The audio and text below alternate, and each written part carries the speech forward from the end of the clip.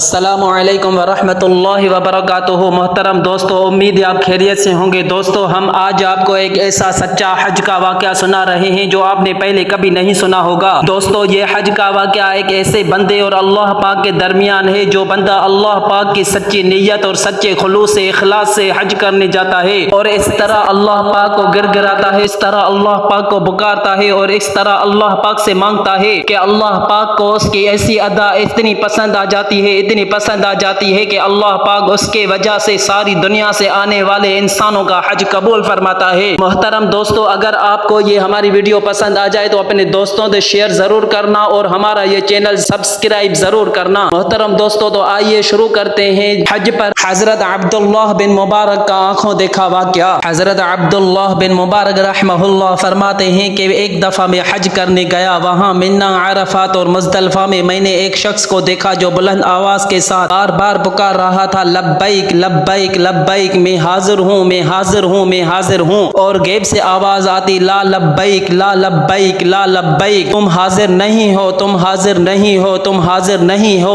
حضرت عبداللہ فرماتے ہیں کہ یہ سارا ماجرا دیکھ کر میں نے اس شخص کو بازو سے پکڑا اور بڑے مجموعے سے باہر لے آیا اور پوچھا، بھلے ماس تجھے پتا ہے کہ جب تو پکارتا ہے کہ اے اللہ میں حاضر ہوں تو عالم غیب سے حاتب کی آواز آتی ہے، نہیں تو حاضر نہیں ہے؟ تو وہ شخص بولا، ہاں عبداللہ میں جانتا ہوں، اور یہ سلسلہ پچھلے 24 سالوں سے جاری ہے، یہ میرا 24واں حج ہے، وہ بڑا بے نیاز ہے، میں ہر سال یہی امید لے کر حج پر آتا ہوں کہ شاید اس دفعہ میرا حج قبول ہو جائے، لیکن ہر سال ناکام لوٹ جاتا ہوں۔ حضرت عبداللہ فرماتے ہیں کہ میں نے اسے کہا کہ ہر بار ناکامی اور نامرادی کے باوجود تو پھر کیوں چلا آتا ہے؟ تو اس کی آنکھوں میں آنسو آ گئے اور وہ روندی ہوئی آواز میں گڑ گڑاتے ہوئے بولا، اے عبداللہ، تو بتا میں یہاں نہ آؤں تو کدھر جاؤں؟ اس کے سوا میرا کون ہے؟ کون میری باتیں سننے والا ہے؟ کون میرے گناہ معاف کرنے والا ہے؟ کون میری مدد کرنے والا ہے؟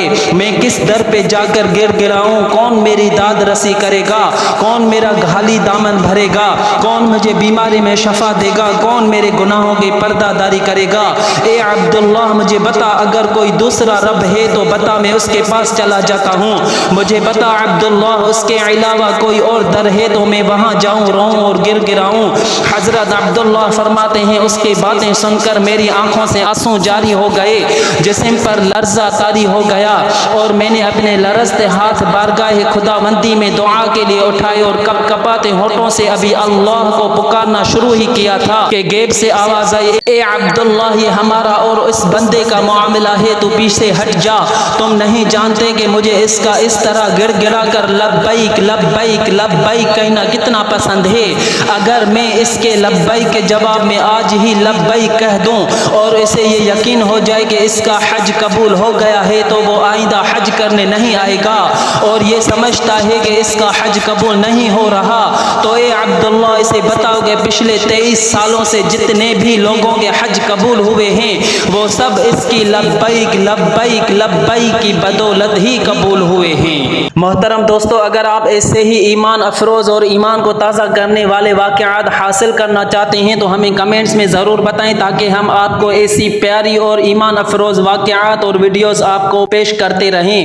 دوستو، اسی لیے ہمارا یہ اسلامک ورلڈ چینل ضرور سبسکرائب کریں۔ السلام علیکم۔